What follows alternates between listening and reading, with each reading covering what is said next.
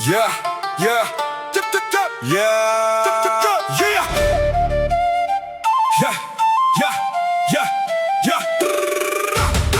ខ្ញុំជាកូនអ្នកក៏ដល់ប្រឹងរស់នឿយហត់ឈឺផ្សាយ៉ាងណាក៏មិនចង់ឆ្លោះដើម្បីបាយបីបែជីវិតពិបាកហួសប្រឹងប្រែងមិនសំញែងក៏ដើម្បីពួកមានអ្នកខ្លះអាំងយ៉ាងខែងរ៉ៃមើលមានអ្នកទៀបប្រៀបធៀបជាជាក់ស្ដែងប្រាក់ខែមករៀលត្រឹម500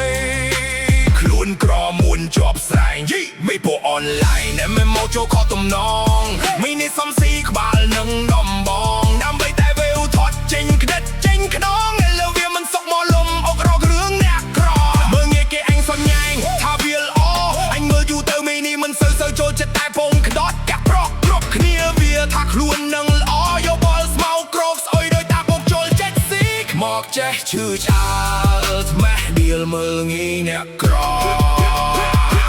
មានអ្នកខ្លះអាំងយ៉ាងខែងរ៉ៃមើលងាយអ្នកទៀបប្រៀបធៀបជាតិចាក់ស្ដែងប្រាក់ខែមករៀលត្រឹម500ខ្លួនក្រមុនជាប់ស្រែងពីពួកអនឡាញដែលមកចូលខកតំណងមីនេះសំស៊ីក្បាលនឹងដំបងដើម្បីតែវាថត់ចេញក្តិតចេញខ្នងឥឡូវវាមិនសុកមកលំអុករករឿងអ្នកក្រមើលងាយគេអញសំញ៉ែងថាវាល្អអញមើលយូរទៅមីនេះមិនសូវចូលចិត្តតែពងក្តត់តាក់ប្រុសគ្រប់គ្នាវាថាខ្លួនឯងនឹងល្អយកបលស្មៅក្រោកស្អុយដោយតាពុកចូលចិត្តស៊ីមកចេះឈឺឆាលថ្មេះដៀលមើលងាយ